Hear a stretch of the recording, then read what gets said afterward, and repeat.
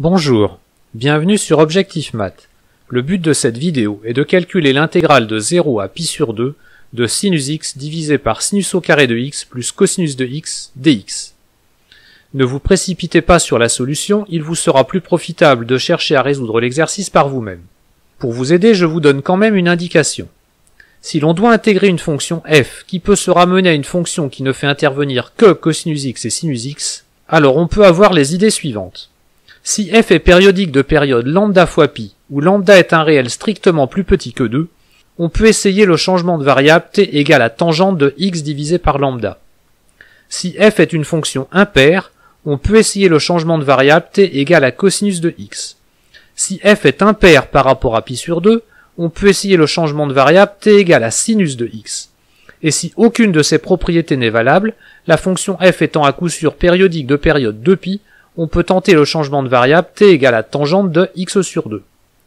Mais bien sûr, ces généralités ne doivent pas nous faire oublier qu'il peut aussi arriver qu'une idée astucieuse permette de simplifier considérablement les calculs.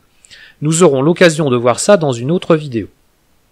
La première chose à vérifier est que la fonction à intégrer, que j'appelle f, est continue sur l'intervalle d'intégration, ce qui justifie que l'intégrale a bien un sens. Manifestement, la fonction f est impaire. On va donc essayer le changement de variable t égale à cosinus de x.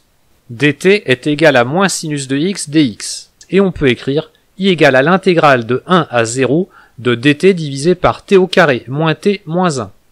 Et en remettant les bornes dans l'ordre naturel, i est égal à moins l'intégrale de 0 à 1 de dt divisé par t au carré moins t moins 1. Il faut quand même justifier la validité du changement de variable. Mais pour ça, il suffit de dire que la fonction qui a x associe cosinus de x est de classe C1 sur 0π sur 2 à valeur dans 0, 1, et que la fonction qui a t associe 1 sur t au carré moins t moins 1 est continue sur 0, 1. Il est assez facile de voir les variations de la fonction du second degré au dénominateur et qu'elle ne prend que des valeurs inférieures ou égales à moins 1 sur l'intervalle 0, 1. Nous en étions à i égale à moins l'intégrale de 0 à 1 de dt divisé par t au carré moins t moins 1. On factorise facilement l'expression du second degré en calculant ces racines que l'on note phi et phi', équivalent respectivement 1 plus racine carrée de 5 sur 2 et 1 moins racine carrée de 5 sur 2, ce qui permet d'écrire i égale à moins l'intégrale de 0 à 1 de dt divisé par t moins phi, facteur de t moins phi'. Je ne vous donne pas les détails de la décomposition en éléments simples. On obtient i égale à moins 1 sur racine carrée de 5 fois l'intégrale de 0 à 1 de 1 sur t moins phi moins 1 sur t moins phi' dt. Chaque terme s'intègre facilement.